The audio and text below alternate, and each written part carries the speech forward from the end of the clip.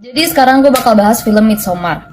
Karena udah banyak banget juga yang neror gue tentang Midsommar, jadi gue harus bahas. Midsommar ini salah satu film yang paling menarik sebenarnya, karena gue juga nggak bisa mutusin sebenarnya gue suka Midsommar atau enggak. Buat kalian yang nggak tahu Midsommar ini adalah sebuah film rilisan Amerika, bercerita tentang sekelompok mahasiswa antropologi yang ingin mengambil materi tesis dengan mengobservasi sebuah suku atau komunitas gitu. Komunitas ini berada di Swedia. Yang lucunya dari film ini adalah karakter utama kita itu sebenarnya bukan salah satu dari mahasiswa antropologi itu.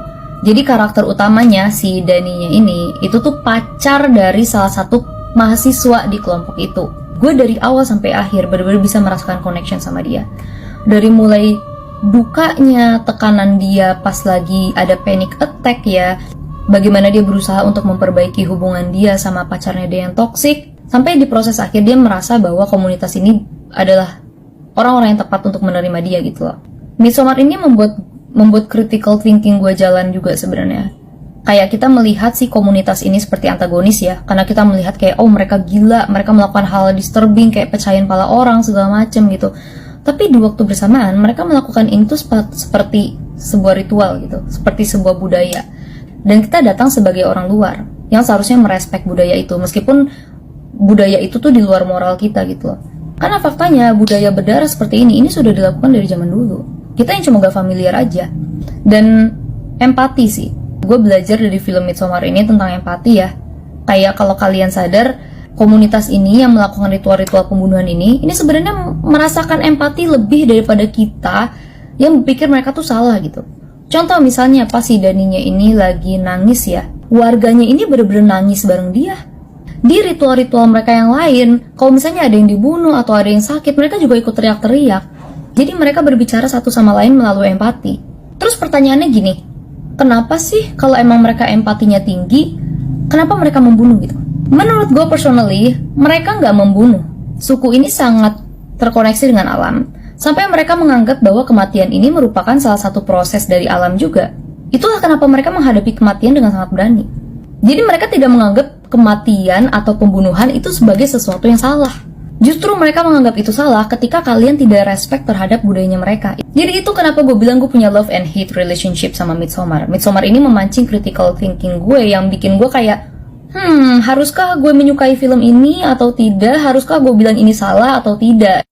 Dan cherry on top di review ini, meskipun gue bilang mereka berbicara dengan empati ya, kita harus take note bahwa semua orang di komunitas ini itu tuh meracuni si mahasiswa-mahasiswa Amerika ini. Mereka ngasih minuman yang udah dicampurin apa, gue nggak tahu. Terus habis itu ya udah mereka nge-fly, terus mereka baru bisa enjoy dengan ritual-ritual ini. Terus berarti gimana dong? Empatinya berasa fake dong?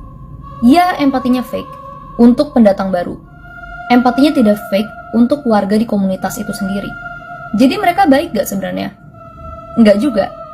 Di Midsommar ini yang baik itu cuma satu, Dani. Makanya tadi gue bilang sebenarnya cerita ini bukan tentang mahasiswa ketemu sama komunitas. Cerita ini lebih tentang bagaimana si Dani menemukan keluarga baru. Terus berarti Midsommar ini bercerita tentang perempuan yang pindah dari toksik satu ke toksik yang lainnya. Emang. Jadi ya, menurut gue emang proses hidup seperti itu. Midsommar pada akhirnya itu mengajarkan bahwa hidup itu sebenarnya lu nggak bisa selesai dari masalah.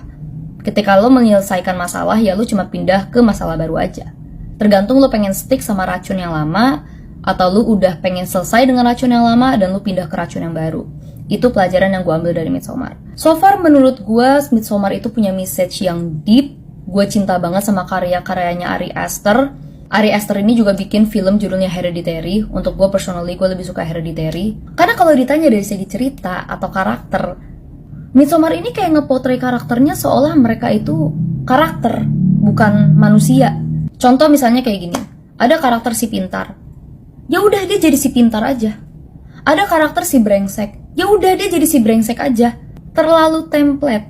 Tapi ya, gue suka Midsommar dari message-nya dan bagaimana dia menyampaikan perasaannya si Dani ini. Tapi untuk cerita dan pengemasan karakter, jujur kurang buat gue. Gue kasih Midsommar 8 dari 10 sih. It's still a good film. Dan dari gue yang terakhir, gue tidak melihat film ini sebagai film disturbing atau film yang menyeramkan. Gue lebih melihat film ini sebagai film yang cantik dan meaningful gitu.